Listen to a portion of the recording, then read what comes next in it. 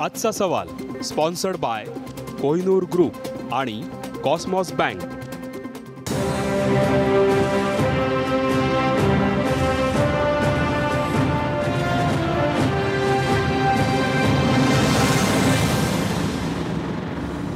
नमस्कार, मी आशिष जाधव। आजचा सवालमध्ये तुमचं स्वागत आहे। अखेर मतदानाचा दिवस महापालिकांसाठी आलेला आहे। उद्या म्हणजे 21 फेब्रुवारीला राज्यातल्या 10 महापालिका निवडणुकांसाठी मतदान होतंय। जनतेनं तिथल्या लोकांनी मतदारांनी मतदान करायचं आहे, आपला मतदानाचा हक्क बजावायचा आहे। पण आतापर्यंत जो प्रचार झाला महापालिकांमध्ये, तो प्रचार खरंच जनतेपर्यंत पोहोचला का, की केवळ नेत्यांचे आरोप प्रत्यारोप हा जो गोंगाट होता तोच जनतेनं सहन केला? जनतेच्या प्रश्नांकडे खरंच राजकीय पक्षांचं लक्ष गेलं का? राजकीय पक्षांनी जे आपले जाहीरनामे वचननामे मांडले ते जनतेला समजावून सांगितले का? आणि जो मतदार आहे तो खरंच इतका सजग आहे का की त्यांनी राजकीय पक्षांच्या जाहीरनाम्यांचा विचार करून मतदान करायचं ठरवलंय? अशा अनेक प्रश्नांवर आज आपण चर्चा करणार आहोत। आपला आजचा सवाल बघा। महापालिका निवडणुकांच्या प्रचारामध्ये जनतेच्या प्रश्नांकडे दुर्लक्ष झालंय का? हे आपल्या आजच्या सवालमध्ये काही महत्त्वाचे मुद्दे दडलेले आहेत, ज्यावर आपण चर्चा करणार आहोत। मुद्दा क्रमांक 1, प्रचारामध्ये राजकीय पक्षांना जाहीरनाम्यांचा विसर पडलाय का? मुद्दा क्रमांक 2, भ्रष्टाचाराच्या आरोपांमुळे विकास आणि नागरी प्रश्नांचे मुद्दे मागे पडलेत का? मुद्दा क्रमांक 3, सत्ताधारी सेना भाजपनं जाणीवपूर्वक वाकयुद्ध रंगवलं का? मुद्दा क्रमांक 4, राजकीय पक्षांनी जाहिरातींवर जो वारेमाप खर्च केला आहे तो योग्य होता का? हे होते चर्चेचे मुद्दे। आपण चर्चेला सुरुवात करण्यापूर्वी आपल्या पाहुण्यांची ओळख करून घेऊया। आपल्या स्टुडिओमध्ये आहेत ज्येष्ठ पत्रकार हेमंत देसाई, त्याचबरोबर आपल्या स्टुडिओमध्ये राजकीय अभ्यासक संजय रानडे आहेत। आपल्या सोबत ठाण्याहून दैनिक लोकमतचे वरिष्ठ सहाय्यक संपादक संदीप प्रधान आहेत। आपल्या सोबत पुण्याहून महाराष्ट्र टाइम्स पुणेचे संपादक पराग करंदीकर आहेत। आपल्या सोबत नाशिकहून सकाळचे संपादक श्रीमंत माने आहेत। मी सर्व पाहुण्यांचं स्वागत करतो आणि चर्चेला सुरुवात करतोय। मी सर्वात आधी जातोय संदीप प्रधान यांच्याकडे। संदीप प्रधान, ज्या पद्धतीनं प्रचार झाला, पारदर्शकतेच्या मुद्द्यावरून सेना भाजपचे नेते एकमेकांवर आगपाखड करत होते, एकमेकांवर आरोप करत होते। पहिल्यांदा महाराष्ट्रानं हे बघितलं की मुख्यमंत्रीच दुसऱ्यांवरती आरोप करतायत। एवढंच नाही तर कारवायांचा इशारा सुद्धा देत आहेत। हा प्रचार नेमका कसा झाला? जनतेनं काय काय बघितलं, काय सांगा?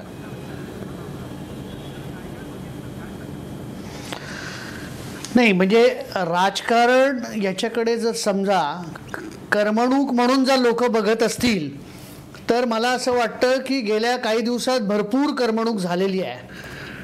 पण राजकारण हा काही केवळ करमणुकीचा विषय नाही, हा खरोखर गांभीर्याने घेण्याचा विषय आहे।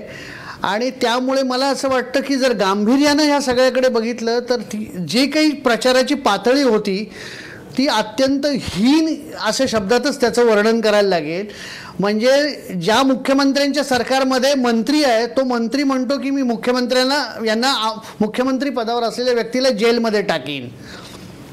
आणखीन एक आमदार आहे जो सभागृहात सत्ताधारी बाकावर बसतो, तो म्हणतो की ह्या मुख्यमंत्र्यांनी कसा भ्रष्टाचार केला त्याचे हे पुरावे आहेत।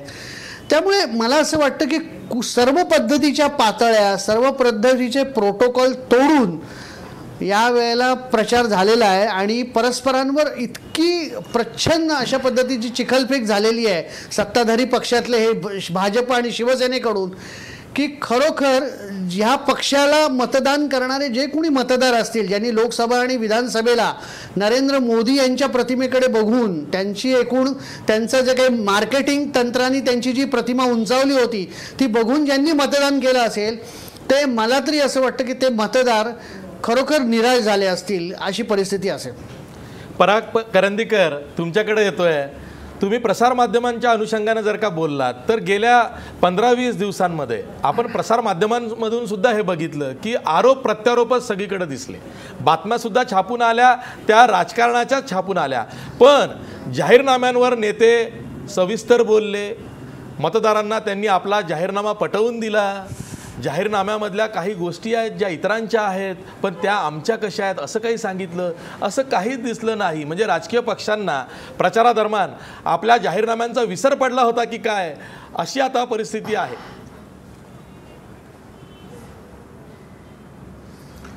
नाही आशिष, बरोबर आहे. खरं तर जाहीरनाम्यांचा विसर निवडणुकीनंतर पडतो, पण यावेळेला ही पहिली वेळ आहे. गेल्या 15-20 वर्ष, मी 20-1 वर्ष निवडणुका कव्हर करतो आहे, तर ही पहिली वेळ अशी आहे की ही निवडणूक किंवा या निवडणुकीचा संपूर्ण प्रचार हा मुद्द्यांवर न राहता हा गुद्द्यांवर सरकला. आणि हा संपूर्णपणे म्हणजे जसं संदीप प्रधान म्हटले त्याप्रमाणे की या प्रचाराला कुठलीही पातळी राहिली नाही. कोणी काय बोलायचं, कोणी कसं बोलायचं हे सर्व ताळतंत्र सोडून अतिशय हीन पातळीवरचा आणि व्यक्तींवर टीका करणारा, कुठलेही मुद्दे समोर न आणताना केवळ टीका करायची म्हणून टीका आणि टीकेला प्रत्युत्तर म्हणून त्याच्या खाली जाऊन टीका, असं या सगळ्या प्रचाराचं स्वरूप होतं. दुसरा एक मुद्दा याच्यामध्ये आहे की जरी 10 महापालिकांसाठीची निवडणूक असली आणि उरलेल्या 26 जिल्हा परिषदांची निवडणूक असली तरी राज्यात फक्त मुंबई महापालिकेची निवडणूक सुरू आहे असं वातावरण या सगळ्या प्रचारादरम्यान तयार झालं. बाकीच्या 9 महापालिका, 9 शहरं, त्याच्यातले मुद्दे, त्याच्यातल्या समस्या याची चर्चा तर सोडाच, पण याची दखल घेण्याची सुद्धा गरज कुठल्याही राजकीय पक्षाला किंवा राजकीय पक्षाच्या नेत्यांना वाटली नाही. त्यामुळे गेल्या 25 वर्षातली प्रचाराच्या पातळीवरची सगळ्यात खालच्या दर्जाची निवडणूक म्हणून ही निवडणूक नोंदवली जाईल. बरोबर आहे श्रीमंत माने. हाच प्रश्न आहे की मुख्यमंत्री असतील, उद्धव ठाकरे असतील, राज ठाकरे असतील, किंबहुना अजित पवार असतील, आणखीन काँग्रेसचे इतर नेते असतील, या सर्वांनी आपल्या भाषणांमधून आपापल्या विरोधकांवरती, पक्षांतर्गत विरोधकांवरती, विरोधी पक्षावरती, विरोधकांवरती म्हणजे अशा पद्धतीनं चिखलपट केली. आणि मग त्या आरोप प्रत्यारोपांमधून आमच्यासारखा जो TV मीडिया आहे त्यानं सुद्धा जणू काही मुंबई महापालिकेकडेच आपलं लक्ष आहे हे नकळत दाखवलं. त्याचा एकत्रित परिणाम असा झाला की सत्ताधारी पक्ष जो सेना भाजप आहे यांच्यामध्येच भांडणं चाललेली आहेत, इतरांशी काहीही कोणाला घेणं देणं नाही, असं काहीसं चित्र निर्माण झालं.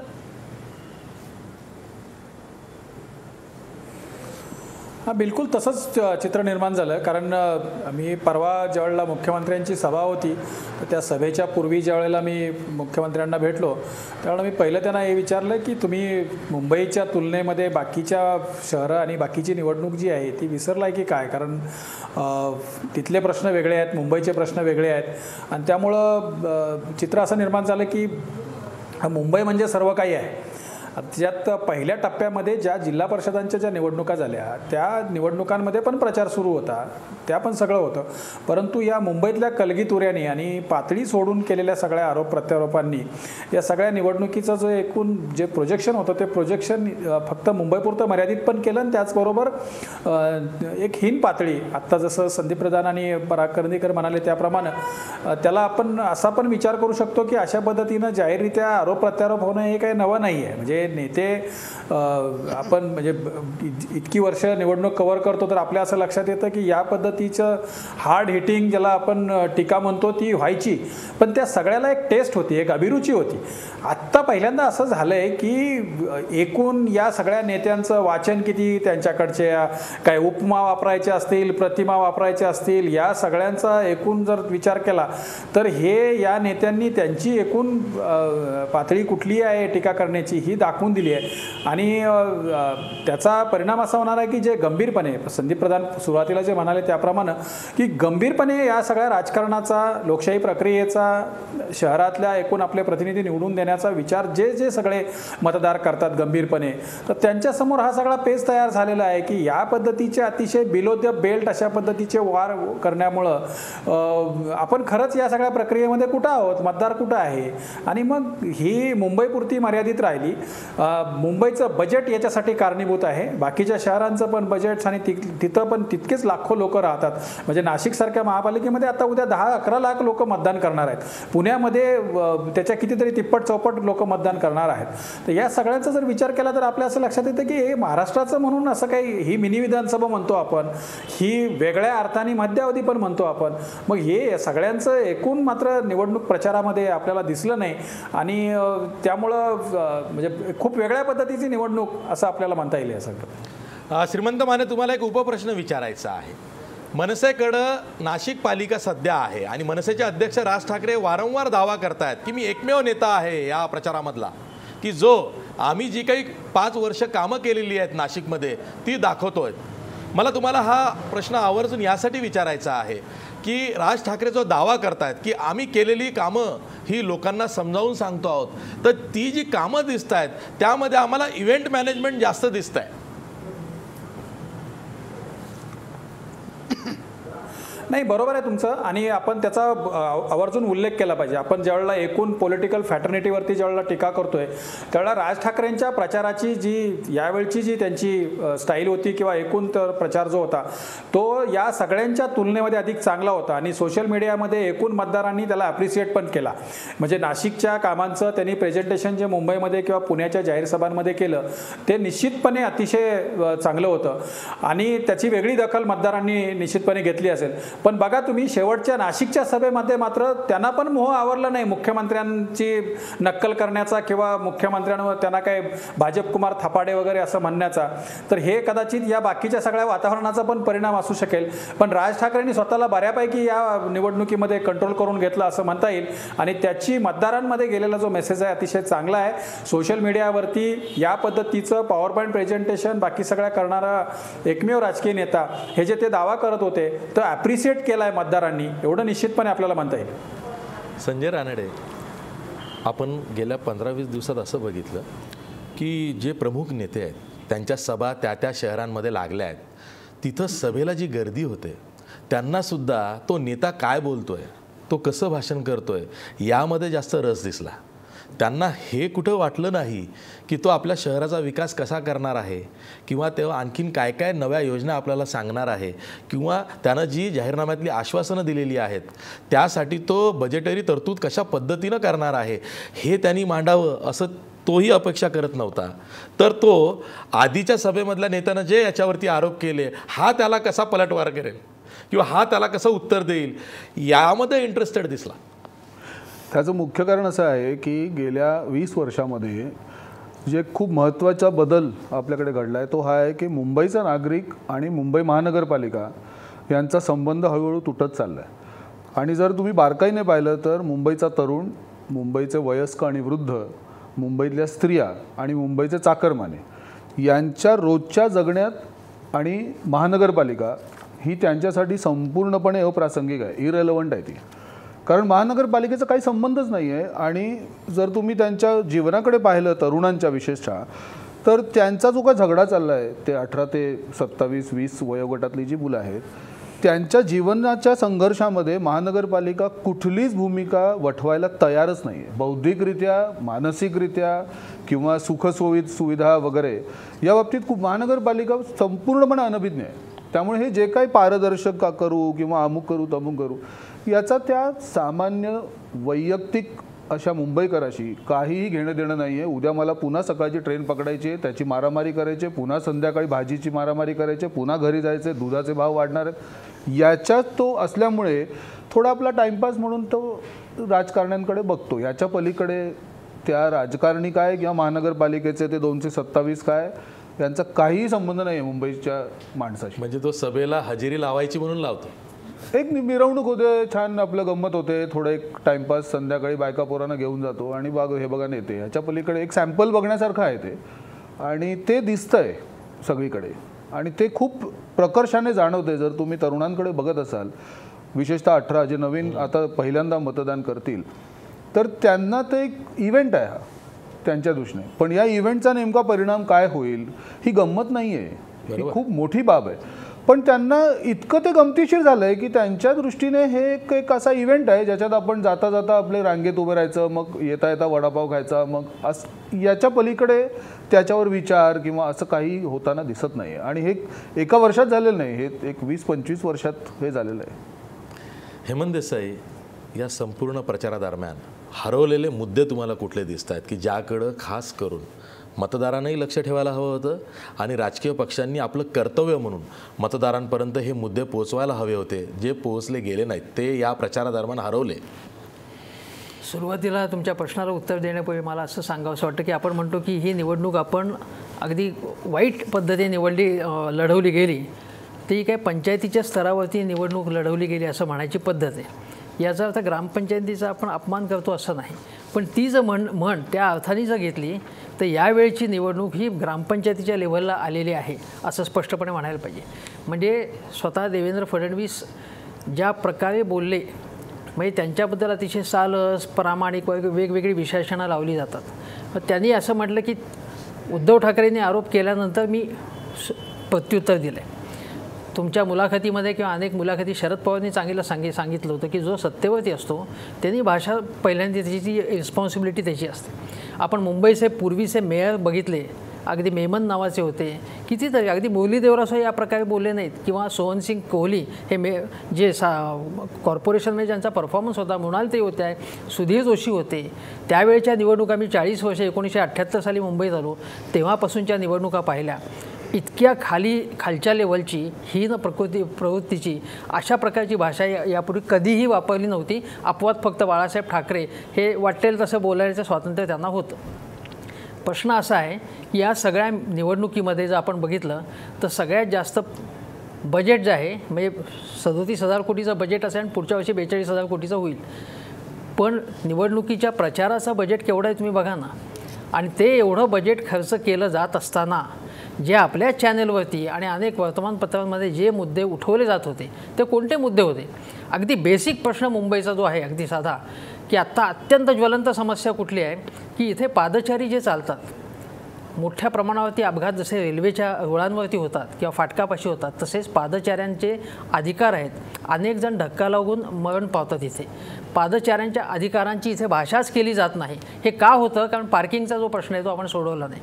आणि पार्किंगच्या प्रश्न जो आहे तो धसास लावण्यासाठी प्रयत्न करण्याच्याऐवजी भारतीय जनता पक्षाने आधी त्याची तडजोडीची भूमिका केली आणि त्यानंतर आता नवीन पार्किंग धोरण आणण्याचा प्रयत्न होत आहे, त्यालाही विरोध होतो आहे. याचं कारण एक मोठी लॉबी याच्यामध्ये आहे. जे पार्किंग तळ जे मॅनेज करतात त्यांचं आणि सत्ताधाऱ्यांचं रॅकेट असतं. दुसरा प्रश्न कुठला आहे मुंबईतला, तर मुंबईतल्या झोपडपट्टीवाल्यांचा जो प्रश्न आहे, त्या झोपडपट्ट्या फार मोठ्या प्रमाणावरती वाढलेल्या आहेत. अगदी बेहरामपाड्याच्यापासून त्या अनेक ठिकाणच्या, केवळ मी धार्मिक काही म्हणत नाही, सर्व धर्माच्या सर्व प्रांताच्या सगळ्या लोकांनी ज्या प्रकारे झोपडपट्ट्यांची वाढ झाली आहे त्याला लगाम घालण्याची भाषा कोणीच करत नाही आहे, कारण ती भाषा कटू आहे. झोपडपट्टीच्या पुनर्वसनामध्ये यांचे इंटरेस्ट आहेत, तर त्या समस्येला काही हात घातला जात नाही. ही तिसरी महत्त्वाची समस्या काय आहे? फेरीवाल्यांची समस्या. फेरीवाले तुम्ही दादर पुलावरती, जो आता नवीन ब्रिज होऊन सुद्धा 5 वर्ष झाली, त्या पुलावरती फेरीवाल्यांना पूर्णपणे बंदी असतानासुद्धा ती बंदी उधळून लावून फेरीवाले तिथे बसत आहेत. आणि शिवसेनेच्या, भारतीय जनता पक्षात जो कोणी असतील तिथे त्यांच्या परवानगीने हे सगळं होतं आहे. यासारखे अनेक प्रश्न आहे. मंडईंचा प्रश्न आहे. मंडयांचं जे भाजी मंडई आहेत त्यांचं आता प्लाझा मंडई बघा तुम्ही, त्याचं खाजगीकरण होणार होतं किंवा त्याचं नवीन पुनर्विकास होणार होता. मंडया ज्या आहेत जिथे भाजीपाला घ्यायला आपण जातो त्या अत्यंत गलिच्छ घाणेरड्या आहेत. तिथे लोक थुंकत असतात, तिथेच कचरा पेटे असतात, तिथनं लोक भाज्या घेतात. यासारखे जे बेसिक प्रश्न आहेत त्यासंबंधी या सत्ताधाऱ्यांनी काय केलं? मुख्यमंत्री म्हणतात की आम्ही मेट्रो आणली, आम्ही मोनो आणली. मग शिवसेनेवाले म्हणतात की यांनी नाही, काँग्रेसवाल्यांनी आणली. काँग्रेसवाल्यांनी आणली असं शिवसेनेवाले अगोदर म्हणत नव्हते. मग हे जे मोठे प्रकल्प तुम्ही मगाशी जे म्हणालात की इव्हेंटगिरी झाली, ही इव्हेंटगिरी आहे. यांची इव्हेंटगिरी तर आमची महा इव्हेंटगिरी असं चाललं आहे. आणि हे जे बेसिक प्रश्न आहेत त्याच्याकडे साफ दुर्लक्ष होत आहे आणि हे अत्यंत संतापजनक आहे आणि लोकांनी याची प्रतिक्रिया या मतदान करताना दिली पाहिजे. आपण एकीकडे म्हणतोय की सोशल मीडियाचा वापर खूप झाला, दुसरीकडे असंही म्हणतो की इलेक्शनचे इव्हेंट करण्यात आला. म्हणजे या निवडणुकीचा इव्हेंट हा सत्ताधाऱ्यांनी कसा केला यावरही आपण चर्चा करणार आहोत. पण ब्रेकनंतर, ब्रेकवर जाता जाता आपला प्रश्न बघा. महापालिका निवडणुकांच्या प्रचारामध्ये जनतेच्या प्रश्नाकडे दुर्लक्ष झालंय का? 91% लोक म्हणतात होय, महापालिका निवडणुकांच्या प्रचारामध्ये जनतेच्या प्रश्नांकडे दुर्लक्ष झालंय. पुन्हा भेटूया ब्रेकनंतर.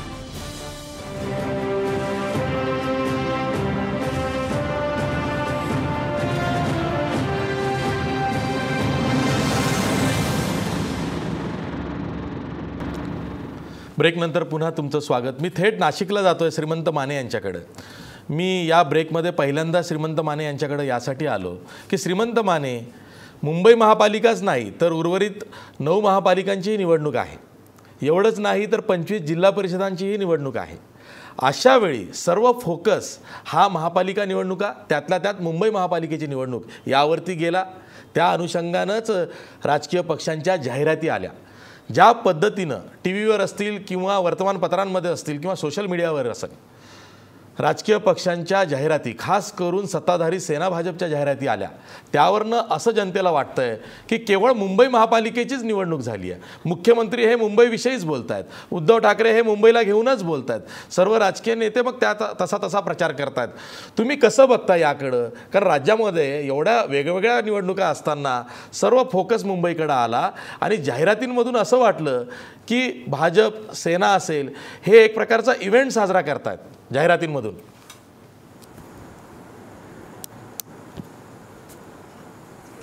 नाही बघा, मुंबईचा प्रभाव राहणार, मुंबईची चर्चा होणार हे स्वाभाविक आहे, कारण ती देशाची आर्थिक राजधानी आहे, महाराष्ट्राची राजधानी आहे. ते जरा थोडं प्रमाण वाढलं हे नक्की, पण याचा आपण एक 3 पातळ्यांवरती साधारणपणे विचार करायला पाहिजे. एक, मुंबई महानगरपालिका सोडून अन्य 9 महानगरपालिकांची जी निवडणूक आहे त्याचा ती दुसरी लेअर आहे.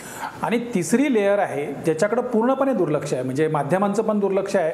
असं आहे की जाहिराती येतात म्हणजे वातावरण निर्मिती होतं असं नाही आहे, तर माध्यमांचं पण दुर्लक्ष त्याच्याकडे अशा पद्धतीने झालं आहे की या 25 जिल्हा परिषदा ज्या आहेत, या जिल्हा परिषदांमध्ये जे काही चाललेलं आहे त्याच्याकडं फारसं कुणी गांभीर्यानं पाहिलेलं नाही.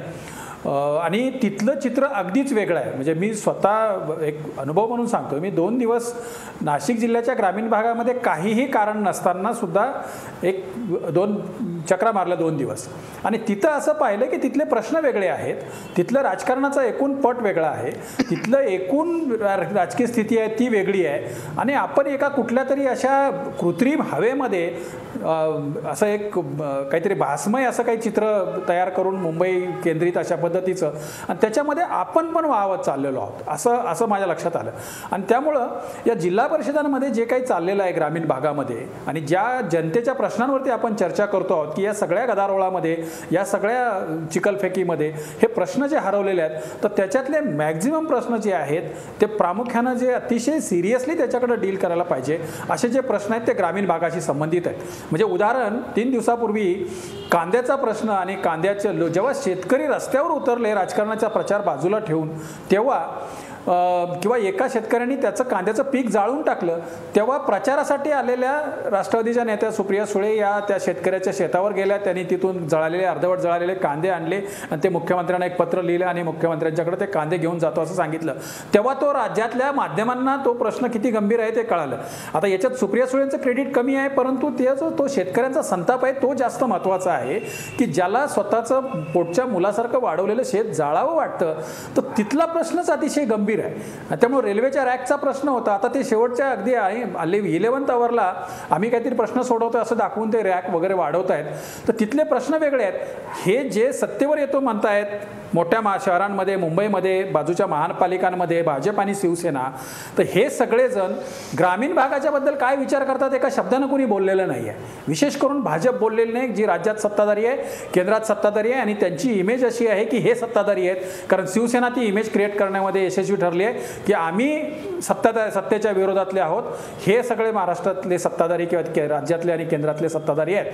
तर हे सगळे प्रश्न वेगळे आहेत. शहरांमधले नागरी सुविधांचे प्रश्न वेगळे आणि ग्रामीण भागातले प्रचंड वेगळे. त्यामुळे या 3 पातळ्यांवर, म्हणजे आता हेमंत देसाई आणि रानडे साहेब जे म्हणत होते ते मुंबईतल्या नागरी सुविधांचे प्रश्न, दुसरे या ज्या मोठे शहरं आहेत, ज्या महापालिका आहेत, मोठ्या अ वर्ग ब वर्ग तिथले प्रश्न, आणि तिसरी जी लेअर आहे ती ग्रामीण भागातल्या प्रश्नांची. मला असं वाटतं की आपण या तिन्हींचा सुट्टा विचार करायला पाहिजे आणि राजकीय विचार पण त्यातला सुट्टा पाहिजे.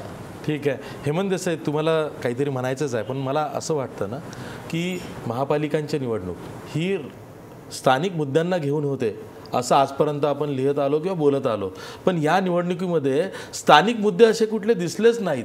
आणि खरंच त्या मतदाराला आपल्या नगरसेवकाची सुद्धा कर्तव्य माहीत आहे की नाही, कारण नगरसेवक हा एखाद्या हाऊसिंग सोसायटीच्या सेक्रेटरीसारखा असतो की कुठल्याही नागरिकाला पहिला कोणाला गाठायचा असेल तर लोकप्रतिनिधी म्हणून तो नगरसेवकाला गाठतो, नंतर आमदार खासदार तिकडे जातो, पण ते दिसलंच नाही काही.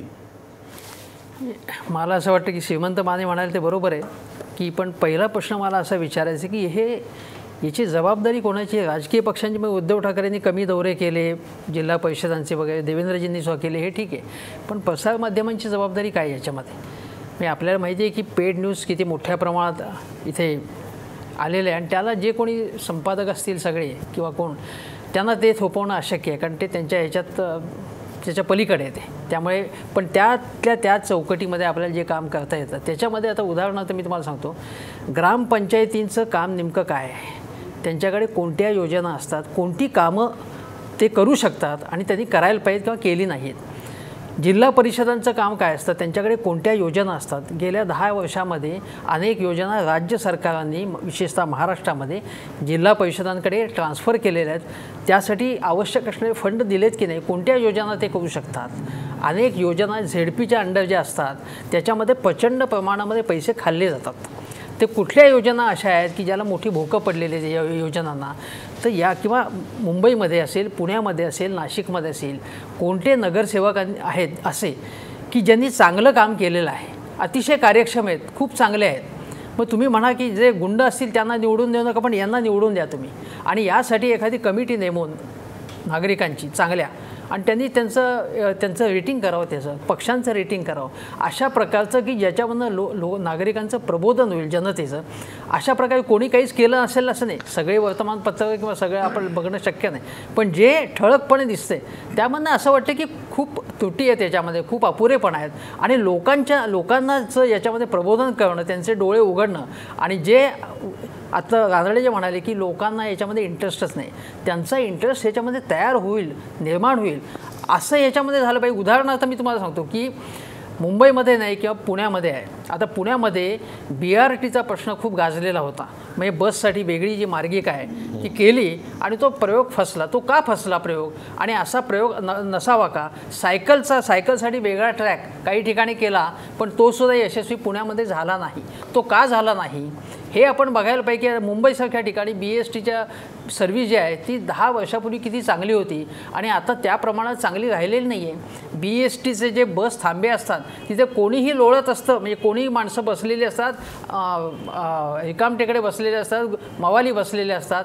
हे जे काय आहे हे प्रश्न मांडायला पाहिजे ठळकपणे जास्त, आणि त्याच्यामध्ये नागरिक जे असतील, म्हणजे नागरिकांचे गट खूप आहेत. आता मुंबईसारख्या ठिकाणी जसे शिवाजी पार्कला गट आहेत तसे पुण्यामध्ये वेलणकर आहेत, प्रत्येक शहरामध्ये, नाशिकमध्ये सुद्धा आहेत.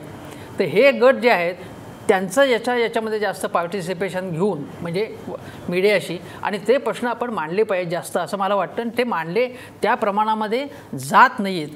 आणि हे पूर्वी मी तुम्हाला ज्यांचा उल्लेख केला, अनेक नगरसेवक असे होते ते अत्यंत अभ्यासपूर्ण होते. रमेश जोशी माहिती आहे आपल्याला, रमेश जोशी शिक्षण विषयक किंवा अगदी वेगवेगळ्या भ्रष्टाचार असेल, सुंदर मुंबईच्या योजनेमधली जी काय असतील त्रुटी असते, अशा अनेक प्रश्नांवरती रमेश जोशींसारखे लोक बोलत होते. सोहनसिंग कोहली मगाशी यांचा उल्लेख केला. हे जे आणि त्या महापालिकांच्या सगळ्या कागदपत्रामध्ये खूप माहिती दडलेली असते, अनेक रिपोर्ट्स तिथे सादर होत असतात, त्याच्यामधनं आपल्याला खूप माहिती काढता येते आणि लोकांपुढे सादर करता येते. हे प्रबोधन अधिक झालं पाहिजे. मला असं वाटतं की यावेळेच्या विशेषतः निवडणुकीमध्ये, अगदी 2012च्याही नाही, की याच्यामध्ये स्टार असं एलिमेंट होतं याच्यामध्ये.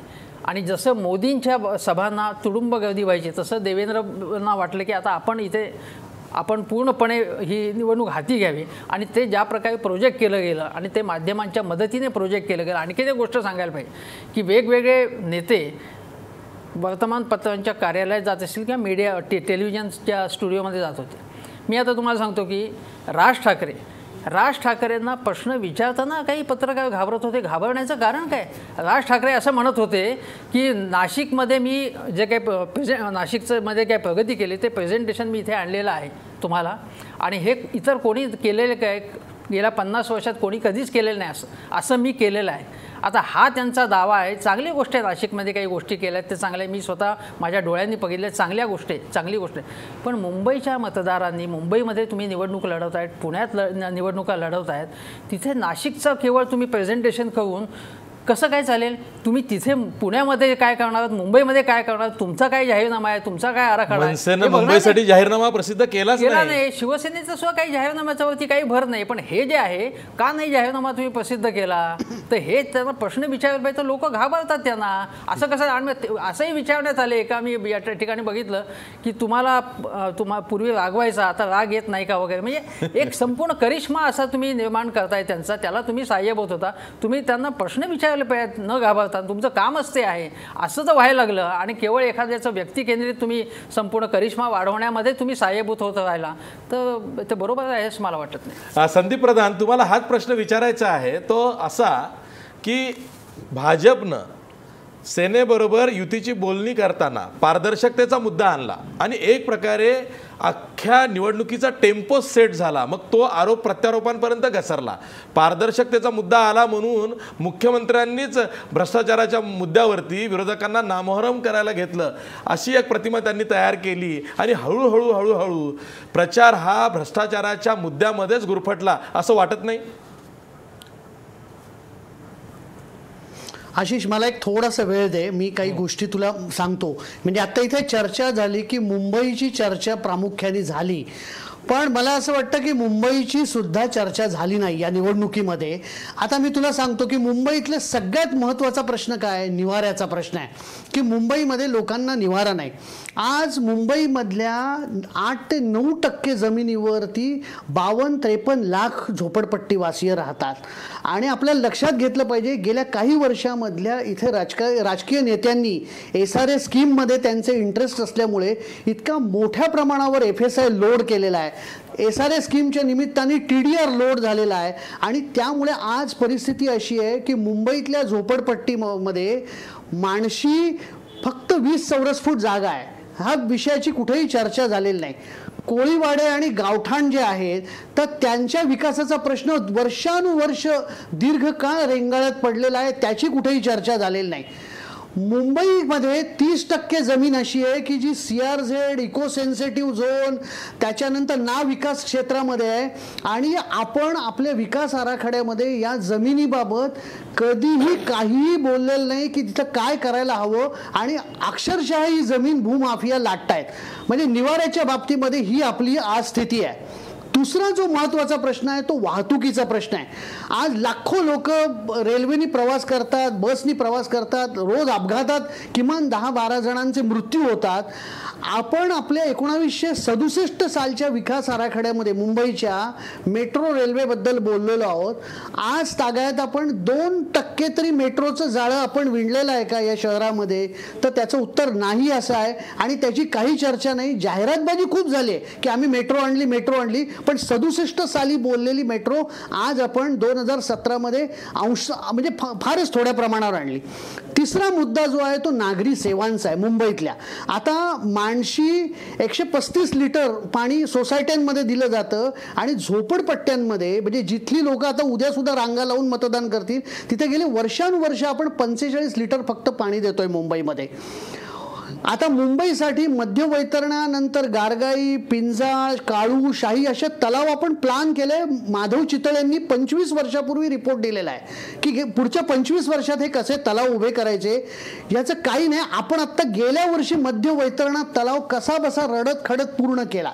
आता त्याच्यातले इश्यू असतील की जमीन संपादन, वन खात्याची जमीन वगैरे, ही आज अवस्था आहे.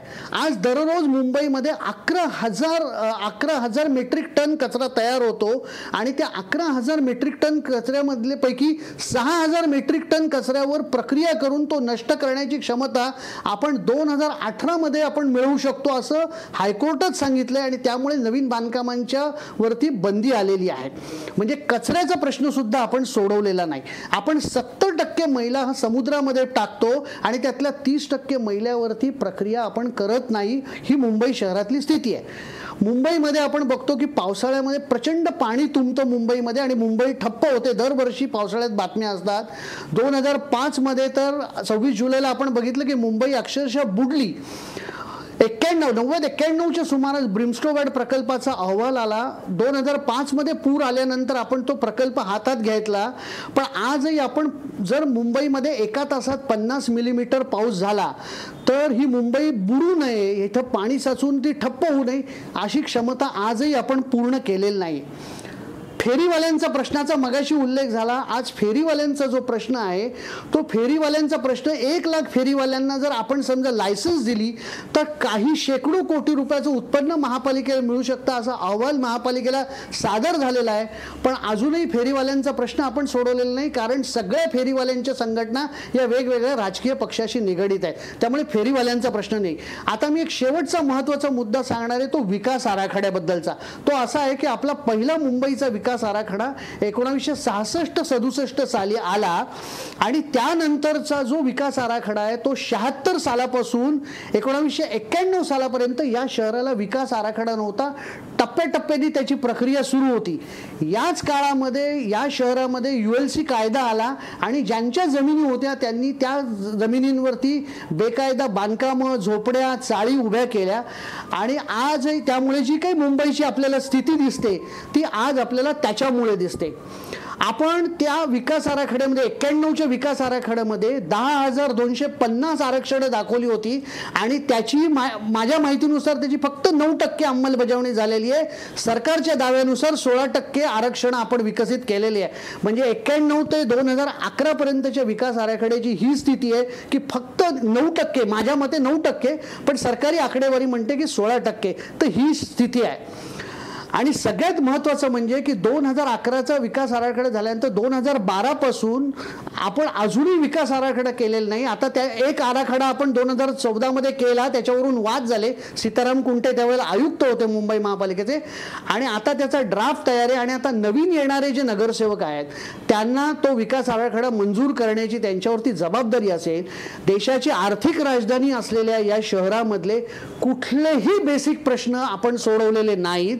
वर्षानुवर्ष या शहराला आपण मधल्या काळामध्ये 76 पासून 91 पर्यंत विकास आराखडा दिला नाही आणि आता सुद्धा 2012 पासून 2018 पर्यंत नवीन विकास आराखडा आपण करू शकलो नाही तयार. त्यामुळे देशाच्या आर्थिक राजधानीची जर अशी आपण परवड करत असू तर आता मगाशी जो मुद्दा झाला की मुंबईची चर्चा झाली, कसली मुंबईची चर्चा झाली? या प्रश्नांची चर्चा झालेलीच नाहीये. आणि मग आपण म्हणू तर पुण्याची काय स्थिती असेल, नाशिकची काय असेल, अकोल्याची काय स्थिती असेल, नागपूरची काय स्थिती असेल, म्हणजे ह्याच्याहून ती भयावहच असेल. आज दिव्यामध्ये सगळ्या ठाण्यामधच्या इथूनचं जे उपनगरातलं दिवा आहे तिथं मुख्यमंत्र्यांनी येऊन असं घोषणा केली की इथली शास्ती जी आहे अनधिकृत बांधकामांची ती आम्ही आता स्वीकारणार नाही, त्याची माफी देऊ. तेव्हापासून दिव्यामध्ये मोठ्या प्रमाणावरती खाडीमध्ये भराव टाकून बेकायदा बांधकामं उभी केली जात आहेत मोठ्या प्रमाणावरती. बरोबर. आणि मोठमोठाले बिल्डर आता तिथं बिल्डिंग इमारती बांधण्यासाठी प्रयत्न करतायत. म्हणजे पूर्णपणे या शहरांची पूर्णपणे कम्प्लिटली आपण म्हणूया ती नेस्तनाबूत झालेली आहेत आणि त्याच्यावर कुठेही चर्चा न करता पूर्णपणे नॉन पॉलिटिकल इश्यूज आणि एकमेकाला काहीतरी मी ह्याचा राजीनामा घेतो, मी याला पदावरून घालवतो, हा माजी होणार, हा आजी होणार, अशा अत्यंत हीन पातळीवरती आपण ही सगळी निवडणूक गेलेली आहे. बरोबर आहे, बरोबर आहे. मी पुण्याला जातोय पराग करंदीकर यांच्याकडं. खरं तर पराग करंदीकर, पुणेकर नागरिक हा नागरिक म्हणून पुणेकर हा सजग आहे, तो नागरी प्रश्नांना घेऊन खूप जागरूक आहे असं आम्ही आतापर्यंत समजायचो. पण अलीकडच्या प्रचारादरम्यान किंवा प्रचाराच्या आधी बातम्या काय आल्या, एक तर जे सत्ताधारी आहेत त्यांनी गुंडांचे प्रवेश करून घेतले, गुंडांशी त्यांनी सलगी केलेली आहे, त्यानंतर उमेदवारांची पळवापळवी झालेली आहे. एवढंच नाही तर AB फॉर्मची सुद्धा पळवापळवी झालेली आहे. त्यानंतर प्रचारादरम्यान एकमेकांना धमकावण्याचं काम झालेलं आहे. तसंच प्रचारादरम्यान रोड शोज झालेले आहेत. अशा बातम्या पुण्यामधून आल्या आणि एक प्रकारे पुण्यातल्या नागरिकांना त्यांच्या नागरिक समस्यांशी काही घेणं देणं आहे की काय असं काहीच राजकीय पक्षांना दिसत नाही असं चित्र निर्माण झालेलं आहे. अजूनही पुण्यामध्ये मुख्यमंत्र्यांची सभा रद्द होते, त्याला घेऊनच चर्चा होते. पुण्यामध्ये एकूणच आधीपासून अगदी उलट अजेंडा या निवडणुकीचा सुरू झाला आणि तो शेवटपर्यंत कायम राहिला. त्यामध्ये जनतेचे प्रश्न बाजूला गेले. नाही आशिष, थोडं याच्यात मी वेगळं मत सांगू इच्छितो. आपण या निवडणुकीची सुरुवात खरं तर मुद्द्यांवर झाली, अगदी निश्चितपणे झाली. प्रसिद्धी माध्यमांनी मुद्द्यांचीच चर्चा केली. पण जसं निवडणुकीचं नोटिफिकेशन निघालं त्या दिवसापासनं आजपर्यंत म्हणजे कालपर्यंत हा जो एक जाहीर प्रचार हा जो एक प्रकार आहे, तर ह्या प्रचारामध्ये हे सगळे मुद्दे कोपऱ्यात गेले आणि सगळे गुद्दे मी मगाशी म्हटलं ते पुढे आले. खरं तर महानगरपालिकेची निवडणूक ही कुठल्याही सामान्य नागरिकाला रोज जगण्यासाठी लागणारे मुद्देंना भिडणारी निवडणूक असते. त्यामुळे या दरम्यान तरी त्याची चर्चा व्हायला पाहिजे, खुली चर्चा व्हायला पाहिजे. राज ठाकरेंचा आत्ता आपण उल्लेख केला. राज ठाकरेंचे पुण्यात गेल्या निवडणुकीत राज ठाकरेंचे 29 नगरसेवक होते, म्हणजे काँग्रेसपेक्षाही जास्त नगरसेवक होते राज ठाकरेंचे. पण या नगरसेवकांनी नक्की केलं काय 5 वर्षामध्ये हे काही राज ठाकरे सांगायला तयार नाहीत. त्या उलट ते नाशिकचा स्लाइड शो दाखवून मी हे नाशिकमध्ये केलं, आता मला पुण्यात संधी द्या असं म्हणतात. हे म्हणण्यात चूक नाही, पण तुमचे जे लोक इथे होते हीच गोष्ट भाजपची आहे, हीच गोष्ट राष्ट्रवादीची पण आहे की आम्ही नक्की काय केलं हे याच्यावर कोणी चर्चा करायला तयार नाही. आणि दुसरा मुद्दा तुम्ही जर बघितला तर ही निवडणूक ही जास्तीत जास्त व्यक्तिकेंद्रित स्वरूपाची झाली. यात शहर, तिथले मुद्दे, तिथले समस्या याचं कुठल्याचाही उहापोह न करता या संपूर्ण निवडणुकीमध्ये 1 to 1 म्हणतात त्याप्रमाणे अगदी म्हणजे देवेंद्र फडणवीसांपासनं उद्धव ठाकरेंपर्यंत आणि राज ठाकरेंपासनं शरद पवारांपर्यंत, म्हणजे शरद पवारांसारख्या ज्येष्ठ नेत्यालाही काल शेवटच्या एका सभेमध्ये एक अतिशय ग्राम्य म्हण अर्धवट का होईना पण ती म्हणावीशी वाटली मुख्यमंत्र्यांच्या बाबत की 50 वर्ष सार्वजनिक जीवनामध्ये ज्यांच्याकडे आदर्श म्हणून बघितलं जातं कसं वागावं याबद्दल, त्या शरद पवारांनाही तो मोह आवरला नाही. इतकं हे वातावरण सगळं गढूळ झालं होतं. मला असं वाटतं की पुणेकर तर सजग आहेत, पुणेकर चर्चा खूप करतात, वेगवेगळे मुद्दे सातत्याने मांडतात. या निवडणुकीपूर्वीही पुणेकरांनी भरपूर प्रयत्न केले, पण पुण्याचे नेते मात्र या सगळ्या मुद्द्यांपासून भरकटत आहेत. आणि या निवडणुकीमधलं खरं चित्र आहे ते दुर्दैव आहे की हे सगळे मुद्दे बाजूला गेले. म्हणजे हास्यास्पद गोष्ट काय तर आमचा जाहीरनामा पळवला, आमच्या जाहीरनाम्यातले मुद्दे पळवले, याच्यावरनं राष्ट्रवादी काँग्रेस आणि भारतीय जनता पक्षामध्ये तुतुमयमय व्हावी. आणि याच्यापेक्षा दुसरा मोठा विनोद असू शकत नाही निवडणुकीमध्ये. अगदी बरोबर आहे. खरं तर आम्ही इलेक्ट्रॉनिक मीडियामधले पत्रकार निवडणूक मी मगाचपासून म्हणतोय ती बोला मी मगाचपासून तेच म्हणतोय की ही निवडणूक ही अतिशय म्हणजे इथल्या या निवडणुकीच्या जाहिराती बघा तुम्ही, एक 10 वर्षापूर्वी कुठल्याही राजकीय पक्षाच्या जाहिराती बघा, त्याच्यामध्ये आपण केलेल्या कामांचे फोटो असायचे, त्यांनी केलेल्या कामांची जंत्री असायची किंवा काय आश्वासन आहेत त्याची जंत्री असायची. यावेळच्या सर्व जाहिराती मुद्रित माध्यमात प्रसिद्ध झालेल्या किंवा दूरचित्रवाणीवरच्या सुद्धा ह्या जाहिराती या व्यक्ती केंद्रित आहेत. या फक्त त्या पक्षाचा प्रमुख, त्या पक्षाचा स्टार जो कोण आहे त्याला दाखवणाऱ्या, त्याला प्रोजेक्ट करणाऱ्या आणि तो काय म्हणतो तेवढंच सांगणाऱ्या एवढ्याच जाहिराती आहेत. कारण मुद्दाच हा आहे की मुद्द्यांवरची चर्चा ही अडचणीची आहे आणि ती कोणालाच करावीशी वाटत नाही. अगदी बरोबर आहे. मी आता सांगत होतो की इलेक्ट्रॉनिक मीडियामध्ये एखादी बातमी उभी करताना त्यातलं कॅरेक्टर बघितलं जातं आणि त्या कॅरेक्टरच्या अवतीभोवती ती बातमी गुंफली जाते. तसंच आता इलेक्शन कॅम्पेनचं झालं आहे किंवा पॉलिटिकल पार्टीच्या कॅम्पेनचं झालेलं आहे, तर कॅरेक्टर उभं करायचं आणि त्याच्या अवतीभोवतीच सगळी राळ उभी करायची, तसं या निवडणुकीत दिसलेलं आहे. संजय रानडे, याच्यामध्ये मला थोडंसं एक वेगळं म्हणायचं आहे की 2 प्रकारच्या जाहिराती तुम्हाला इथे दिसतील. एक म्हणजे जी माध्यमं आहेत, म्हणजे टेलिव्हिजन असो किंवा वर्तमानपत्र, याच्यामध्ये त्यांनी सांगितलं त्याप्रमाणे एकांगीपणा दिसतोय, व्यक्ती आहे हे तुम्हाला दिसतंय. पण एक दुसऱ्या पातळीवर एक जाहिरात चालू आहे जी माध्यमांमध्ये दिसत नाही आहे, ती रस्त्यावरची जाहिरात आहे. आणि जर तुम्ही बघितलं तर रिक्षातून जाणारे नगरसेवक, रिक्षातून जाणारे सगळे निवडणुकीतले उमेदवार, त्याच्यानंतर चालत पदयात्रा करणारे उमेदवार, हे ज्या विषयांना बोलतायत ते विषय अगदी लोकांच्या मनातले विषय आहेत. आणि आपला अनुभव असा आहे आत्तापर्यंतचा की हे सगळं सोशल मीडिया वगैरे सगळं बाहेरचं असतं. शेवटी मतदार दारावर येणाऱ्या त्या उमेदवाराकडे नजर टाकून मतदान करतो.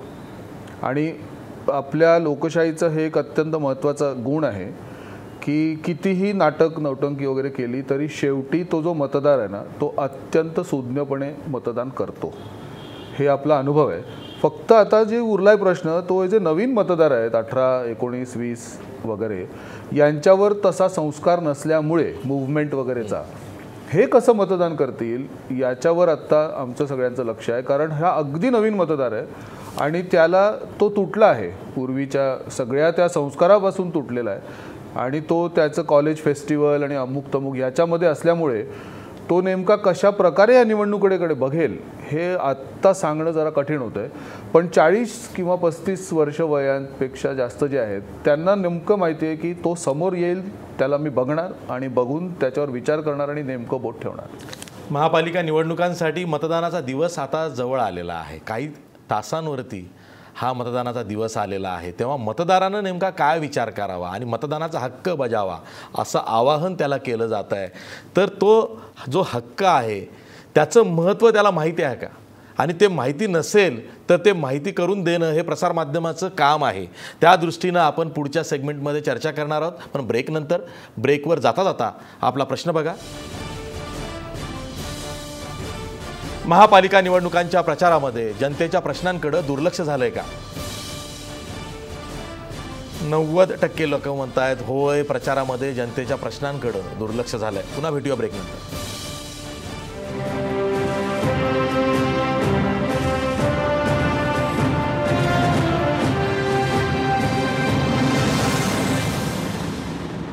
ब्रेकनंतर पुन्हा तुमचं स्वागत. हेमंत देसाई, खरं तर मतदार जो आहे ना त्याला हक्क आहे की मतदान करण्याचा, पण त्याचबरोबर त्याचं कर्तव्य म्हणून हक्क म्हणूनही त्याला हा जाब विचारण्याचा अधिकारसुद्धा आहे नगरसेवकाला की तू आमच्या भागासाठी काय करतोस. म्हणून त्याला त्याचे स्वतःचे अधिकार माहीत असणं गरजेचं आहे. पण मतदाराला आपल्या मताचाच अधिकार काय आहे हे माहीत नसेल तर त्यापेक्षा दुसरी शोकांतिका नाही. कारण मुंबईमध्ये 45% इतकंच मतदान होतं. हे 2012चा तुम्ही आकडा सांगताय, तो 45% होता. तो खूपच कमी होता. त्याच्या अगोदर 47% तरी होत होतं आणि त्याच्याही अगोदर 50%च्या वर जात होतं. म्हणजे साक्षरता वाढली. आता रानडे म्हणाले त्याप्रमाणे की आजच्या मुलांना त्याच्यामध्ये इंटरेस्ट का वाटत नाही. तर आता संदीप प्रधानांनी जे उल्लेख केले आहे, तर मी आणखीन 2-3 प्रश्न सांगतो की अनेक प्रश्न आहेत त्याच्यामध्ये. प्रदूषण, मुंबईतली प्रचंड पातळी वाढली आहे प्रदूषणाची, हे आपण लक्षात घेतलं पाहिजे. दुसरं म्हणजे महानगरपालिकेचे जे दवाखाने किंवा प्राथमिक आरोग्य केंद्र आहे, दवाखाने, त्याच्यामध्ये औषधं नसतात, तिथे डॉक्टर्स नसतात, दुरवस्था आहे. मुंबईमध्ये महानगरपालिकेची इस्पितळं वाढवण्याची गरज आहे. असे मोठे म्हणजे KEM वगैरे सगळे चांगले आहेतच, पण वाढवण्याची आवश्यकता आहे. आणि शाळांची जी दुरवस्था आहे की मराठी शाळांची दुरवस्था आहे अनेकदा आलेले. पण मुख्य म्हणजे काय आहे की त्याच्यामध्ये ॲडमिशनचा मोठा प्रश्न मुलांच्या पुढे आहे आणि त्यासाठी परत पैसे वगैरे द्यायला लागतात. हा भाग वेगळा. तो काही सगळ्या कॉर्पोरेशनच्या शाळांमध्ये सुद्धा फार अत्यंत समस्या मुलांच्या आहेत. अतिशय गलिच्छ असतात, स्वच्छतागृह नाही आहे, पाणीचे स्वच्छ पाणी नाही, अशा अनेक प्रश्न आहेत. प्रश्न असा आहे की आपला याच्यामध्ये स्टेक आहे की नाही हे तरुणांनासुद्धा इथे कळालं पाहिजे. आता आज मी ज्या भागात राहतो त्या गिरण गावातल्या परिसरामध्ये मात्र असं अनुत्साहाचं वातावरण नाही आहे. तिथे अनेक जण कार्यकर्ते म्हणून असतील किंवा वेगवेगळ्या माध्यमातून त्या निवडणूक प्रक्रियेमध्ये गुंतलेले असतात. आता उद्यासुद्धा हे चित्र दिसेल. मध्यमवर्ग जो आहे, विशेषतः उच्च मध्यमवर्ग, तो याच्यामध्ये पहिल्यापासून उदासीन आहे आणि ती उदासीनता त्यांनी झटकली पाहिजे. अनेक नागरी गट जसे सक्रिय आहेत पण ते कमी आहेत. ज्या पद्धतीने म्हणजे नगरसेवकाशी इंटरॅक्शन असेल किंवा आपल्या प्रभाग समितीच्या मध्येची इंटरॅक्शन असेल ती वाढवली पाहिजे आणि त्याचे तुम्हाला अधिकार आहेत. तुम्ही सांगू शकता, तुमच्या सूचना मांडू शकता, त्याची त्यांना दखल घ्यावी लागते, हा भाग आहे. आणि तुम्ही तुमच्या म्हणजे वॉर्ड निहाय तुमच्या समित्या असायला पाहिजेत. तर ते असं मुंबईमध्ये कुठेच दिसत नाही. असं म्हणजे फक्त काही वस्त्यांमध्ये, विशेषतः बांद्रे असेल, अंधेरी असेल, अशा वस्त्यांमध्ये काही प्रमाणामध्ये नागरिक गट सक्रिय आहेत. पण नक्कीच कारण आपल्या जीवनाशी म्हणजे प्रवासाशी असेल, शिक्षणाशी असेल, आरोग्याशी असेल, या सगळ्या प्रश्नांचा संबंध हा कॉर्पोरेशनशी येतो. कॉर्पोरेशनचा आपला संबंध नाही असं नाही. कॉर्पोरेशनशी संबंध अगदी प्रदूषणाच्या संबंधित असेल. मुंबईमध्ये जेव्हा महापूर आला त्यावेळी कॉर्पोरेशनचा परफॉर्मन्स चांगला नसल्यामुळे अनेकांचे, काही जणांचे प्राणही गेले, जीवही गेले याच्यामध्ये. तेव्हा याच्यामध्ये तुमचा स्टेक आहे हे लक्षात घेऊन तुम्ही 45% निदान 60% उद्या गेलं पाहिजे आणि आपला हक्क बजावला पाहिजे. या संदर्भात काही व्हिडिओ चांगल्या प्रकारचे तयार झाले आहेत. ते सोशल मीडियावरती खूप व्हायरल झालेले आहेत आणि हे व्हिडिओ बघून तरी तुम्ही सजग व्हायला पाहिजे. अण्णा हजारेंच्या आंदोलनामध्ये जो तरुण वर्ग होता त्या तरुण वर्गाने मुंबईमध्ये सुद्धा सक्रिय असलं पाहिजे ही अपेक्षा आणि त्यांना आपलं आवाहन आहे. ठीक आहे. पराग करंदीकर, पुण्यामध्ये, नाशिकमध्ये, नागपूरमध्ये प्रभाग रचनेवर आधारित मतदान होणार आहे. म्हणजे एका प्रभागामध्ये 3 ते 4 वॉर्ड असणार आहेत आणि मतदारांना तसं मतदान करता येणार आहे. तुम्हाला काय वाटतं या प्रभाग रचनेमुळं मतदानाची टक्केवारी वाढायला काही मदत होईल का, की अडचणच होणार आहे उमेदवारांची? नाही, ही किंबहुना मतदान प्रभाग रचनेमुळे थोडी अडचण होईल कारण ही खूप गुंतागुंतीची प्रक्रिया आहे. एका वेळेला 4 मतं द्यायची आहेत पण निवडणूक यंत्रणेकडे 4 वोटिंग मशीन अवेलेबल नाहीत. त्यामुळे एका मशीनमध्येच 2 विभाग बसवलेले आहेत, काही ठिकाणी 3 मशीन आहेत. त्यामुळे तो इतका गोंधळ उद्या होणं अपेक्षित आहे. एक नंबर 2, याची जी मतदार यादी जी तयार केली गेली यावेळेला पुण्यामध्ये तरी पर्टिक्युलरली त्याचा इतके प्रचंड गोंधळ आहेत. म्हणजे एका घरात समजा 4 मतदार आहेत तर त्या 4 मतदारांपैकी 3 मतदार एका प्रभागामध्ये आणि एकच व्यक्ती दुसऱ्या प्रभागामध्ये, असे अनेक चमत्कार पुण्यामध्ये घडलेले आहेत. त्यामुळे यंत्रणेकडनं म्हणतात, यंत्रणेकडनंही कधी नव्हे तेवढं दुर्लक्ष या सगळ्याकडे झाल्याचं आपल्याला दिसतं. पण पुण्यामध्ये मात्र मतदानाची टक्केवारी गेल्या काही दिवसामध्ये प्रामुख्याने वाढलेली आहे. त्यात तरुण वर्गाचा सहभाग हा एक कारण आहे. तसंच दुबार मतदारांची नोंदणी रद्द होणं किंवा मृत व्यक्तींची नोंदणी रद्द होणं हेही एक प्रमुख कारण. मी तुम्हाला एक छोटं उदाहरण देतो. कसबा विधानसभा मतदारसंघ होता की ज्याच्यामध्ये 3 लाख मतदार होते. तर त्या 3 लाख विधानसभेच्या मतदारसंघामधले 95,000 वोटर्स हे दुबार किंवा मयत या कॅटेगरीमध्ये होते. आता ह्यातले जवळजवळ 61,000 नावं काढून टाकली गेली. त्यामुळे अचानक ज्या कसब्यामध्ये 50-52% मतदान व्हायचं ते थेट 70-72% गेलं. आता महापालिकेच्या निवडणुकीतही हाच ट्रेंड आणि हीच यादी आहे. त्यामुळे पुण्यात मला नक्की असं वाटतं की पुण्यात 60पेक्षा जास्त टक्के मतदान होईल आणि पुण्यातले तरुण बेसिकली याच्यामध्ये जास्त कॉन्ट्रीब्यूट करतील. संदीप प्रधान, खरं तर 2014च्या लोकसभा निवडणुकीपासूनच आपण बघितलं की मतदानाची टक्केवारी वाढती आहे आणि म्हणून यंदा ही आशा ठेवायची का की खरंच मतदानाची टक्केवारी ही महापालिका निवडणुकीतही वाढेल? निश्चित मतदानाची टक्केवारी ही वाढली पाहिजे आणि लोकांनी खरोखरच मतदानासाठी बाहेर पडलं पाहिजे, हे फार गरजेचं आहे. आणि 2014 हे एक्सेप्शनल केस होती कारण त्यामध्ये मोदींच्या प्रतिमेकडे पाहूनच मतं मागितली गेली होती आणि त्यावेळेला अनेकांनी मतदान करताना आपण उमेदवार कोण आहे ते बघितलं नाही, त्यांनी मोदींकडे पाहूनच मतं दिली. आता यावेळेला सुद्धा जो मगाशी आत्ता विषय झाला ती म्हणजे नेतृत्व दाखवलं गेलं, मुद्दे दाखवले गेले नाही, तर त्याचं मला असं वाटतं की कदाचित तो प्रयत्न तसाच असेल की मुख्यमंत्र्यांची प्रतिमा दाखवून आपण मतं मागूया अशा पद्धतीने भाजपकडून प्रयत्न झाला आणि मग त्याला काउंटर करताना कुठेतरी उद्धव ठाकरे यांचं नेतृत्व हे समोर उभं केलं गेलं. पण मला असं वाटतं की उद्या मतदारांनी जे काही मुद्दे असतील ते, म्हणजे ज्या याच्यातमध्ये झालेला पारदर्शकतेचा मुद्दा असो किंवा आणखीन स्थानिक पातळीवरती त्यांना हवा असलेला त्यांच्या समस्या सोडवणारा नगरसेवक मिळावा याच्यासाठी असो, पण कुठल्याही कारणासाठी का होईना मतदान केलं पाहिजे. कारण कसं आहे की मगाशी जो उल्लेख झाला त्याच्यात थोडंसं मला असं वाटतं की स्थानिक स्वराज्य संस्थेची माणसाचा जास्त संबंध येतो. राज्य सरकारची यंत्रणा ही थोडी व्यापक अशा स्वरूपाची असते, त्यामुळे प्रत्येकाचा राज्य सरकारच्या प्रत्येक खात्याशी संबंध येईल असं नाही. काही महसूल वगैरे अशी खाती सोडली तर बहुतेक काही खात्यांचा आपला संबंध येत नाही, पण स्थानिक स्वराज्य संस्थेची मात्र प्रत्येकाचा कधी ना कधीतरी संबंध येत असतो. अगदी जन्ममृत्यू दाखल्यापासून अनेक गोष्टीसाठी, किंवा इस्पितळांचा आत्ता उल्लेख झाला, सरकारी इस्पितळं, की एक तर मोठी महागडी खाजगी इस्पितळं आहेत, नाही तर मग सरकारी हॉस्पिटल्स आहेत. लोकांसाठी दोनच पर्याय आहेत. तर या सगळ्याचा विचार करता या सगळ्या सुविधा वाढाव्यात, या सुविधांमध्ये भर पडावी, त्याच्यासाठी एक अंकुश निर्माण करण्यासाठी मला असं वाटतं लोकांनी मतदान करावं. नाहीतर काय होतं की राजकीय पक्ष त्यांच्या पॉकेट्समधले सिलेक्टेड लोक उतरवतात मतदानाला, ते मतदान करून मोकळं होतात. जो मतदानाला येत नाही त्याच्या नावावर कदाचित काही वेळेला बोगस मतदान सुद्धा केलं जातं, आणि मग अशा 40-45% मतांच्या आधारावरती तो नगरसेवक निवडून येतो, आणि मग नंतर पुढे 5 वर्ष मतदान न करणारी माणसंच पश्चात्ताप करतात, नाराजी व्यक्त करतात की हे सुधारणारच नाही, आणि पुन्हा एकदा मतदानाची वेळ आल्यावर पुन्हा घरात बसतात. तर हे दुष्टचक्र कुठेतरी भेदणं मला असं वाटतं मतदारांच्या हातात आहे.